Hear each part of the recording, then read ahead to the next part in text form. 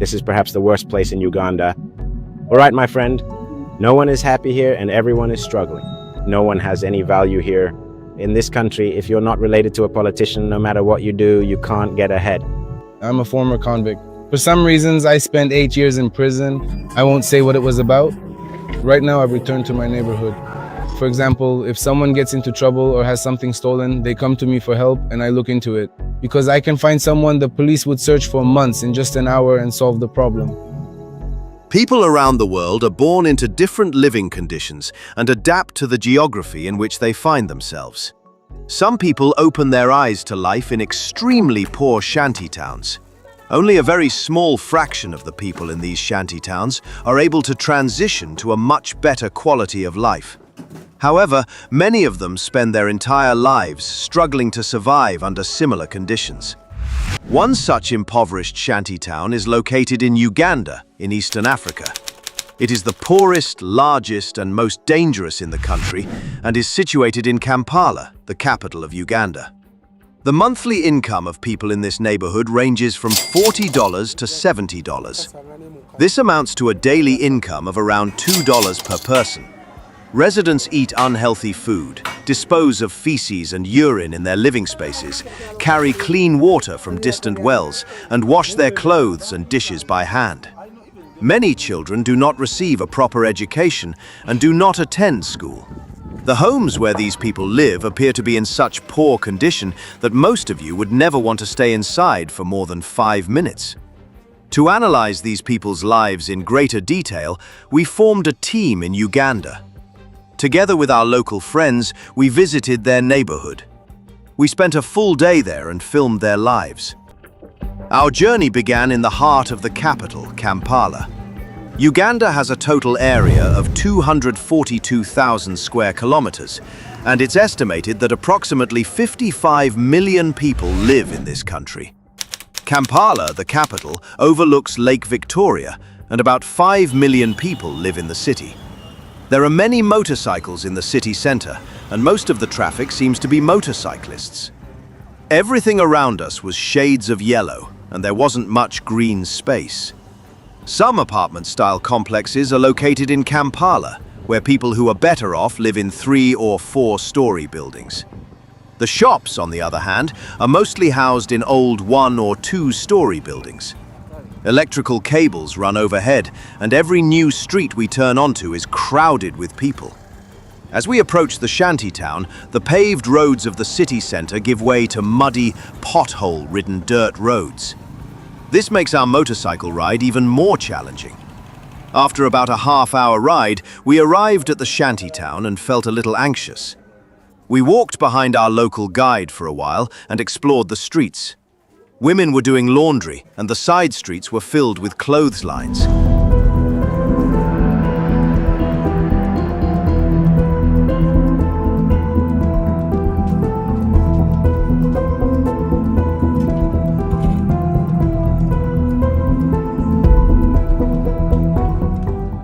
Interestingly, it's not just women here. Men are also washing clothes by hand. Some children carry dirty water from wells back to their homes. Others are dumping wastewater into the street. This situation shows that children are starting their lives with the burden of work instead of receiving an education. Many children aren't wearing shoes or slippers. They walk around completely barefoot. On a street corner, an animal vendor waits to sell these animals.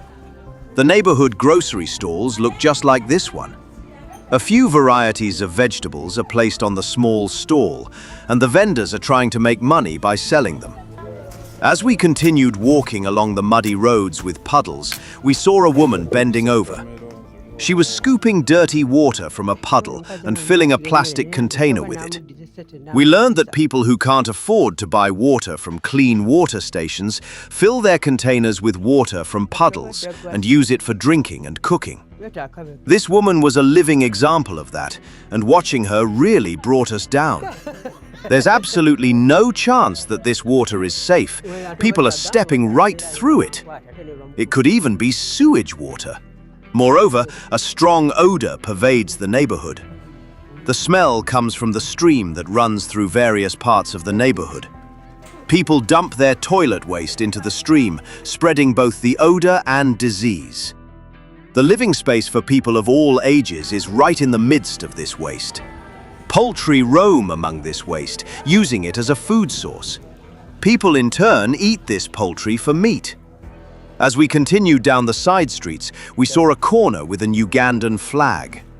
The street was a long corridor, and the neighborhood residents seemed friendly. In one corner, an adult woman was washing clothes by hand. Her children were among the lucky ones who could attend school. On their way to school, she showed us her house and told us what she did for a living. I've been living in this neighborhood for 20 years and I do laundry. My husband made big mistakes. He often left us and spent our money on gambling, so we were forced to live in this neighborhood. He went to the market to sell vegetables, but I never trust him because he's a gambling addict and I'm trying to cope with 3 children. I wash the neighbor's laundry and I spend the money on my children's food. I don't buy anything for myself. My husband can only pay the rent for the house. Actually, we pay 75,000 Ugandan shillings a month for this place. He doesn't even deserve that, but we have no other choice. We can't live on the street. Actually, I would have liked to get a proper job myself, but it's impossible because of my children. Still, thank God there are people in the neighborhood who are much poorer than us. At least we never go to bed hungry.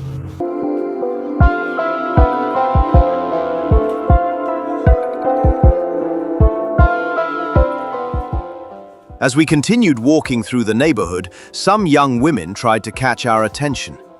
According to what we were told, the young women are laborers. Our local friend mentioned that approximately 1.5 million people in Uganda carry deadly viruses transmitted through sexual contact. This woman might be one of them. In this neighborhood, young women are forced to take various jobs to improve their living conditions. The exterior walls of the shanties in the neighborhood, on the other hand, are made from a combination of various materials. Metal sheets, planks, wires, and stones were used to build them. Curious about what the inside of these homes looked like, we entered a nearby house to take a look. This is the children's room. It is quite cramped and stuffy. Since the furniture doesn't fit, the room looks cluttered. The children sleep in bunk beds that have been set up in the room. Since there is no closet for their clothes, they are scattered and disorganized. In the middle of this 2-room home is a kitchen. Kitchenware is crammed into a small space due to the lack of room. The mother and father sleep on a bed in this room under dim lighting. The house has no windows, so airflow is provided through holes in the roof. The roof is made of wooden planks and metal sheets. There are cracks in the walls, and it would not be surprising if they were to collapse. While people throughout the neighborhood use the communal restroom, the residents of this house have a private restroom outside. Here you can see the restroom and bathroom facilities in this area. We were curious about the condition of the neighborhood's communal restrooms, which the entire neighborhood uses. They don't pay a fee to use the restroom, but the neighborhood residents are responsible for its maintenance and cleaning. Across from the restroom, we saw a woman who looked different from the others. She didn't look much like other Ugandans.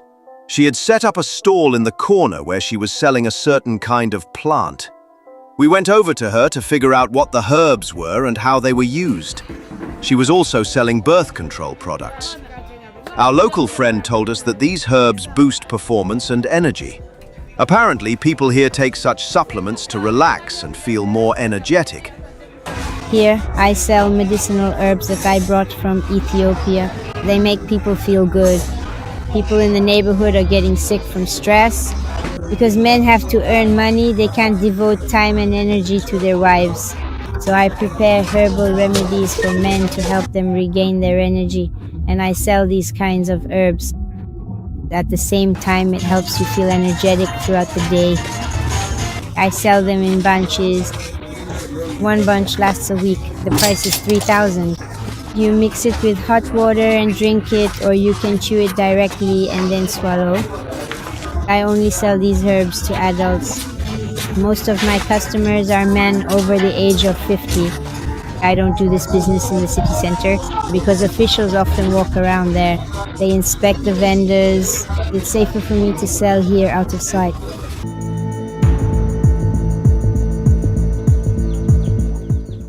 Since the start of our trip, we hadn't eaten anything, and we were curious about the kinds of food the locals ate.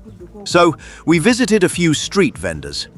On our way to the street food area, we saw a woman filling plastic bottles with a liquid from a yellow can and selling them. They told us it was motorcycle fuel.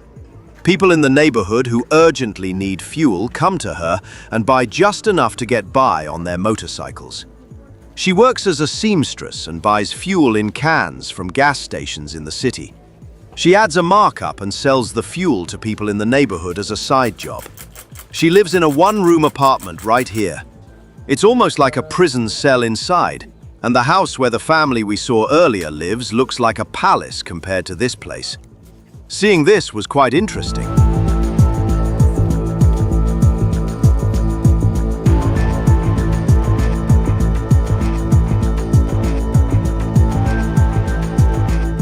Here is a vendor preparing lunch for neighborhood residents.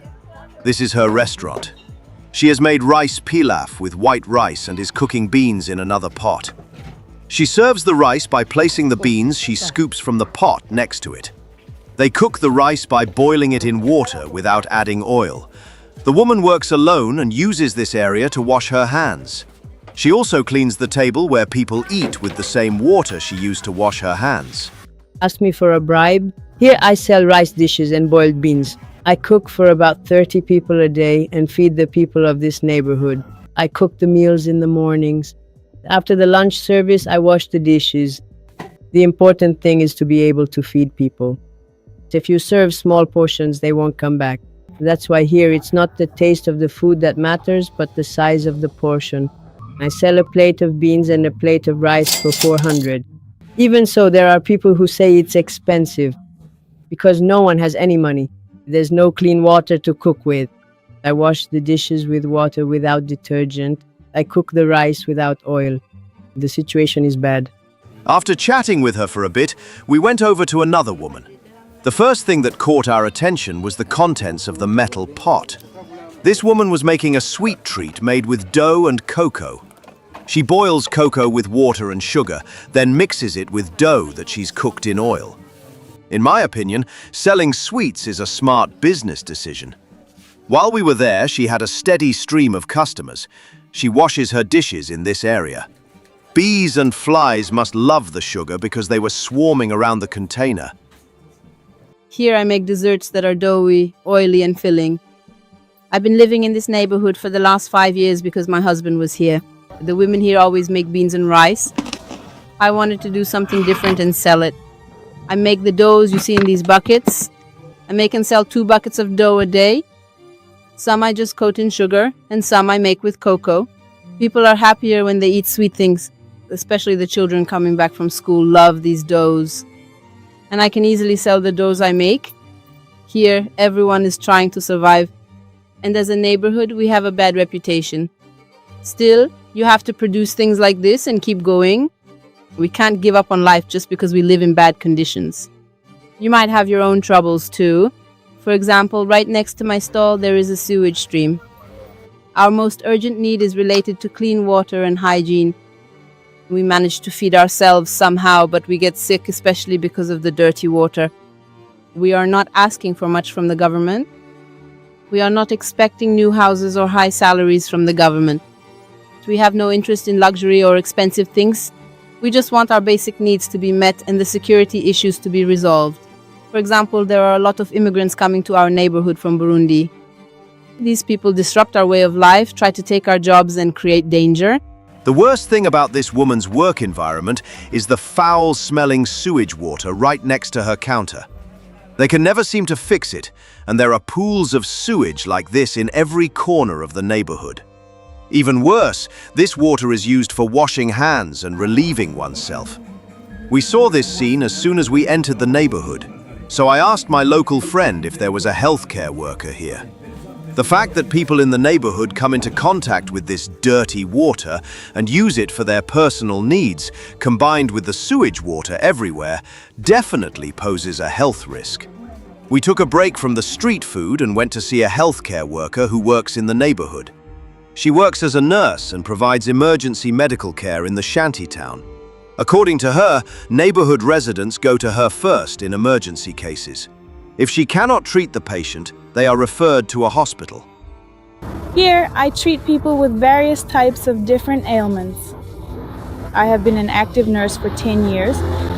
The most common diseases or conditions we treat here are urinary tract infections, respiratory infections, malaria, typhoid, and ulcers. These are the most common ones.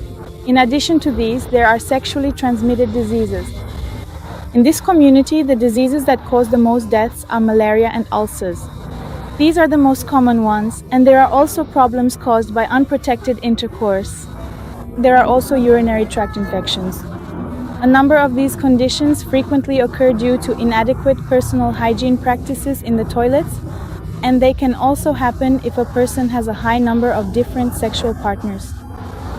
As we continued observing the food vendors, we saw a man who had set up a stall and was preparing food with flour and eggs. He makes this hearty bread himself. The main dish, however, is inside the pot. The man serves the beans, which the other woman serves with rice, with his own special bread.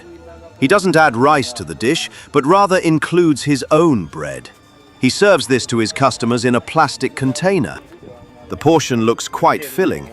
It costs only 300 Ugandan shillings, about 1/10 of an American dollar.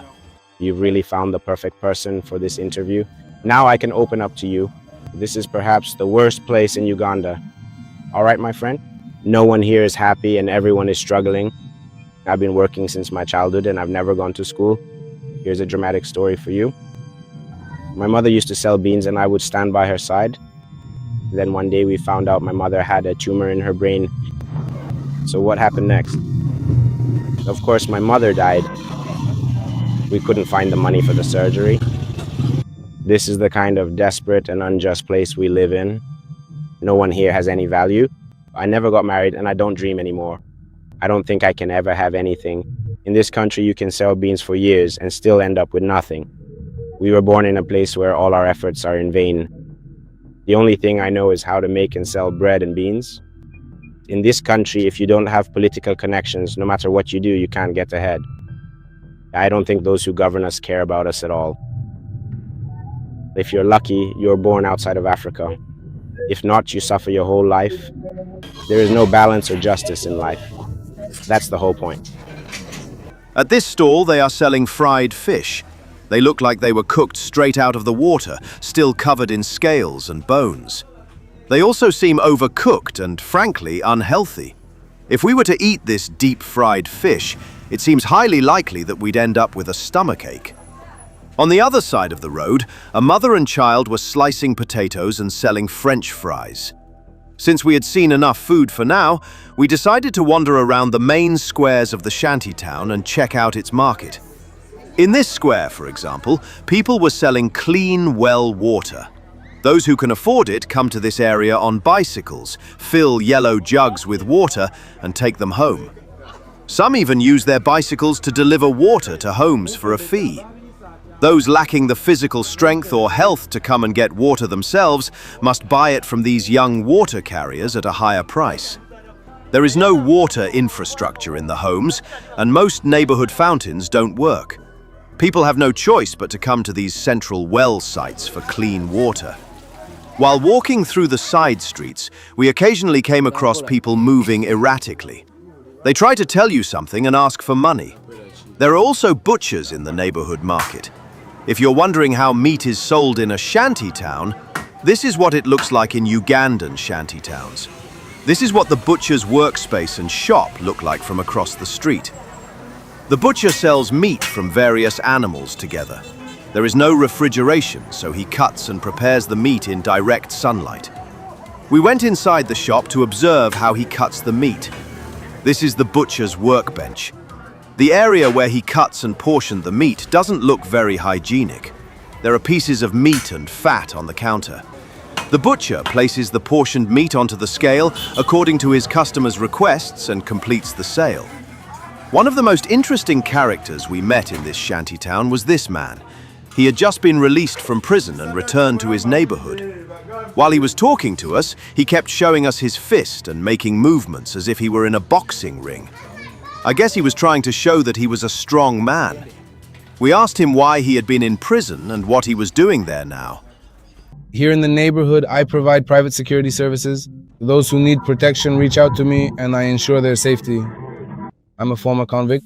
For certain reasons, I spent 8 years in prison. I'm not going to say what it was about. Now I've returned to my neighborhood. There are a lot of security problems in these kinds of shantytown areas. People sometimes get themselves into trouble and look for someone who can protect them. That's where I step in and try to solve the problems. Since I know the various groups here, I have a lot of connections and I act as a mediator to resolve disputes. For example, if someone gets into trouble or has something stolen, they come to me for help and I investigate the person involved. Because I can find someone the police would search for months in just an hour and solve the problem. They're looking for the suspect in the wrong places. I know where they are. People know they'll waste a lot of time if they go to the police. That's why they pay me and want their problem solved quickly. Usually I get complaints about theft. Sometimes I resolve disputes between individuals. In other words, you could say I'm the neighborhood Spider-Man. It's superhero. I maintain peace here and everyone is satisfied. After we left the former inmate, we saw a man across the way focused on a screen behind metal bars. As we approached, we realized he was playing a game. He sells items like phone earbuds, phone cases and chargers, and apparently plays games in his spare time. There's also a barber giving haircuts. He seems to enjoy his work. All the trash from the neighborhood is dumped in this open area. This space just outside the neighborhood has turned into a massive garbage dump.